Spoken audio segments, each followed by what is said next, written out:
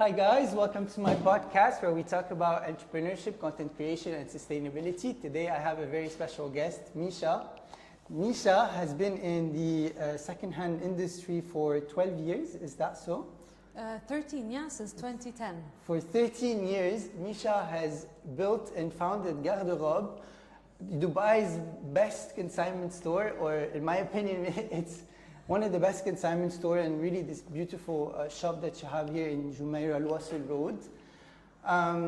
So yeah, we're gonna get started with Micha, get to know how she did it, and a little bit of the challenges that she faced while doing so. Awesome. Welcome, Micha. Thank you. Thank you for having me. All right, so Micha, can you tell us a little bit about the journey of how you started 12 years ago? So I had been in the fashion industry for over a decade, and throughout this time and throughout the travels to all the fashion capitals of the world, I used to visit a lot of the vintage stores. And I always used to wonder when I was visiting these stores how it would be like to have something like that in Dubai. But I didn't do much about it in the beginning, but then I started a family, and I thought I need to find a way to balance work, the professional life, and my family life. So, and this is how the idea came about. But there was also one more trigger, which was the recession that had in 2008, 2009. People were more conscious of how they were spending their money, and then I thought, okay, I'll try. I'll see how it goes. And there was nothing like it in Dubai. So we set up Garderobe. We started with a physical store in 2010, and that same, or I would say the next year, in 2011, another two businesses similar to mine started. And after that, I think it's just been growing. It's been growing. So, but what inspired you to start this, essentially? Was it... Okay, so mainly, like I said, so when I was traveling and I was seeing, like in Europe, how people were very okay with buying vintage and buying pre-owned, and here I've always been close to the client. So I've worked in fashion, but always worked very close to clients, and I know their behavior and how they shop and how much there must be in their closets just sitting there. Mm-hmm. So this is, you know, what kind of made me think of it would be amazing to try to get all these items, you know, out and get it into this circular fashion. But back then it was not so much about sustainability. It was just like, you know, it's more affordable. Yes, exactly. Awesome. And then when the competition came into the market, how did that make you feel? In the beginning, it was, I think, I was new as a business owner. I would just like, maybe a bit worried, but at the same time would keep me on my toes, and I would, you know, want to be doing better in my business and find ways of offering more value, making sure that our clients are happy, not only happy, delighted with our service and what we're offering. Yeah. Amazing. So what is the most difficult thing in running this business? I would say one of the challenges for me in the beginning, it was that I was on my own, and I was not used to it. So I've always worked in big corporations where you have so many different departments and so many people that you can bounce off ideas off. You can brainstorm, you get inspired by each other, right? And I was now on my own, and I had to just figure things out. So that was a bit challenging, but again, I mean, I learned along the way and learned how to figure things out. Wow, that's really amazing. And I might put this off camera, but where did you get that backup? You know, like for all these 12 years, was the business profitable from the get-go, or did you have to inject yourself for the first 2 to 3 years? We never went down the route of being funded or raising investments or anything like that. So it was our own money, putting into the business, and so it was all being done step by step. So it was never that I never went in with the idea of I am going to have a big team from day one, and I'm going to have this and that expertise. I just had to learn the things on my own, and I had to do the best I could with what I had the whole time. It was, I think, I mean, till today, we still do I do a lot on my own, but I also have team members now, luckily, and I'm fortunate to be able to have that. But in the beginning, yeah, we had to put our own money, and just like any business. Eventually we became profitable, and but still, you're profitable, and you still have to manage your cash flow, and you still have to constantly be aware of your cost and your running cost, and not to get into a situation where you could easily be bankrupt. Of course, Yeah. and it all happens very quickly. Yes. That we. Yes. Can you share a memorable success moment since you started Garderobe? Like this moment when you say, yes, I mean, I just love doing this. I have to say, I still feel it whenever I'm out in social gatherings or in any social situation, and I meet new people, and there's almost always someone that either knows Garderobe or has been to Garderobe or has shopped from Garderobe, and that makes me feel so proud that we've achieved this kind of success, especially after that.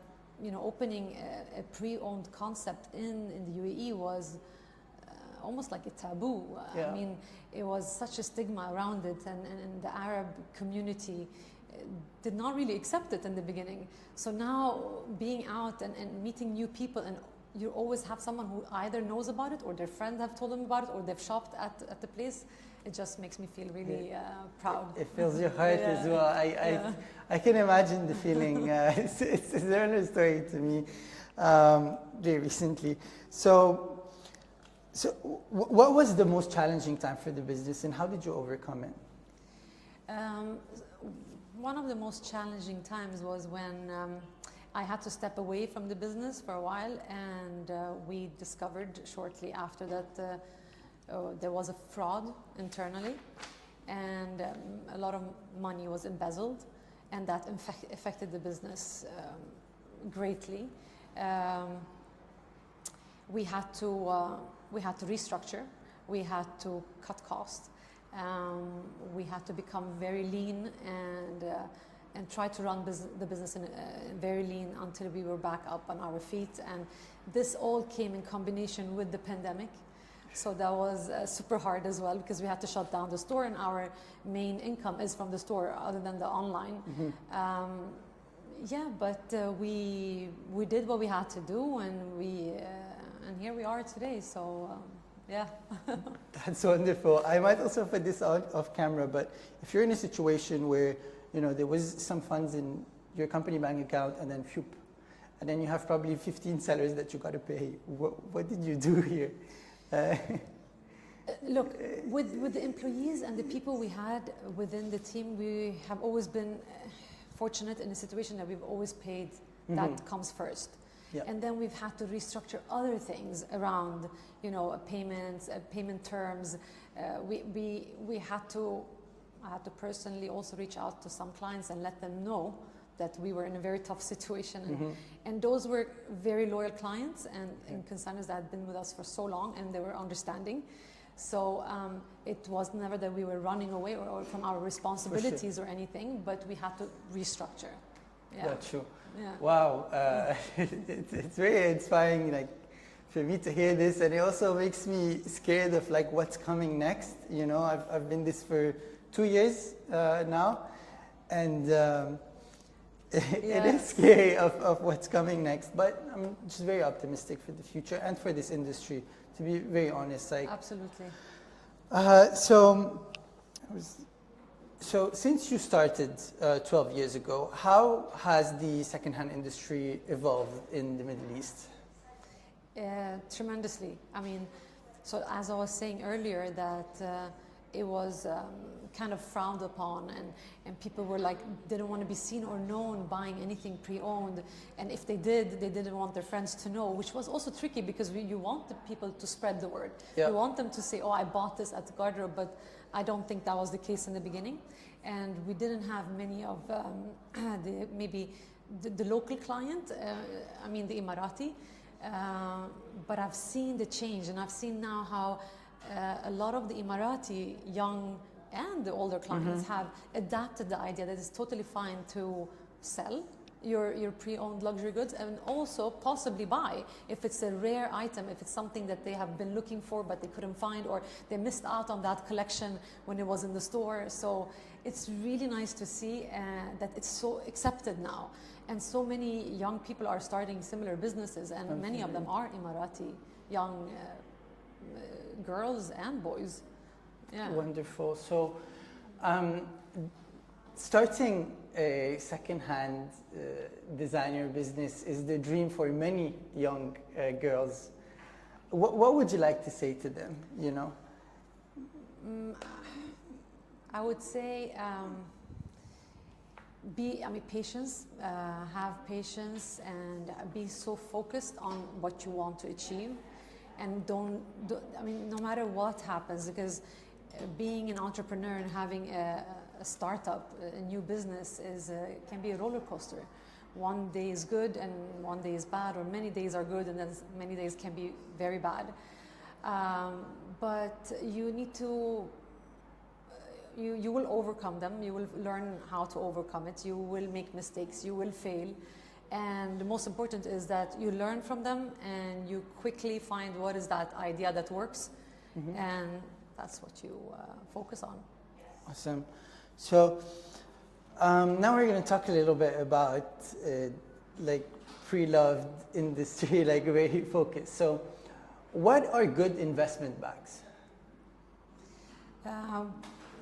People who already know about the luxury business and the pre-owned, they do know that having Hermes, any of the Hermes bags, mainly the Birkin or the Kelly, is definitely an investment piece. And in many cases now, they buy a bag in the store and they can resell it for double the price and even more. So Hermes, definitely. Also Chanel. Chanel has been going up in price every year. Quite aggressive, I would say. Many people think it's quite aggressive. But of course, so the Chanel, the Hermes, the Dior, and more classic styles, not necessarily the fashion pieces, but the more classic pieces. Awesome. Yeah. So we would say and tell to all our customers and our communities to go for timeless pieces because they sort of hold value. Yes. I would also like to add that obviously the Chanel classics and some vintage Louis Vuitton are actually being bought and sold for the exact same price. Yes.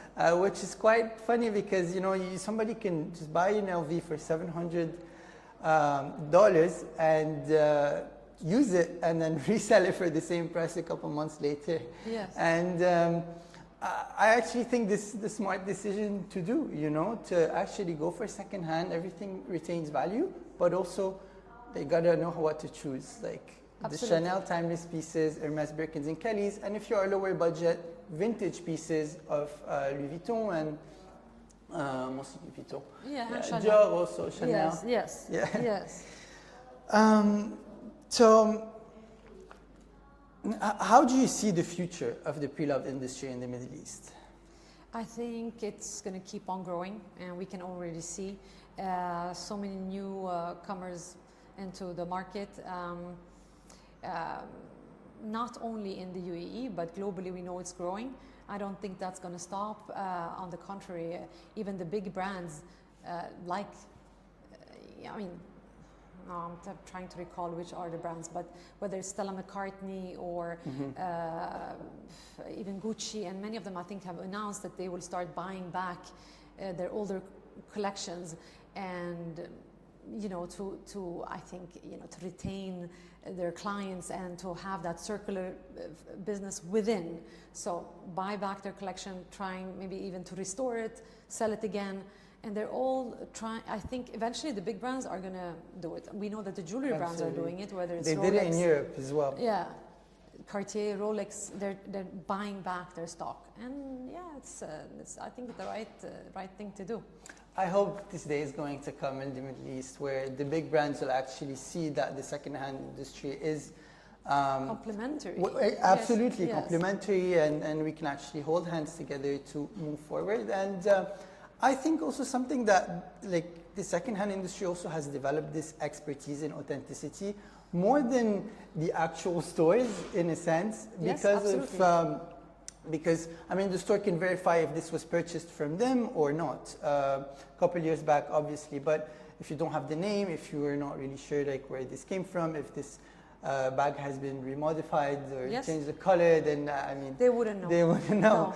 No, they don't have the expertise, and I mean I know that from experience because I also worked for Chanel before I started my own business, and I know from our team members in the stores, they would be asked many times to authenticate something or look at this bag and can you tell me if it's real, but they don't have the skills, they don't have the expertise. So, and if they do say something, it's actually, it doesn't reflect good on the brand, and doesn't do any good to the pre-owned businesses because they don't know how to authenticate. Absolutely. Yeah, it's a whole different skill. Yeah. Absolutely. So, alhamdulillah, yani you've built this beautiful place for the past 12 years, and also a name for your brand in the UAE and across the Middle East as well. What's next for Garderobe? I think for us, what we always focus on is our customer, our clients. How can we keep them happy? How can we delight them? How can we constantly, not only meet their expectations, over meet their expectations? So that's our focus. Try to do better in what we're already doing. Focusing more on technology, so we are developing our online more. And we'll take it day by day, like I've always done, actually. Thank you so much. That was Micha Maatouk. Please follow Garderobe, DXB, and Libas Luxury on Instagram. Also, the future of fashion is circular. This is a statement from both of us, and we just really hope to show you. Come to Jumeirah Al Wasl Road to consign your pieces and have them eventually on Libas because they get linked directly. So thank you so much, and thank you, Micha. That was lovely. Thank you.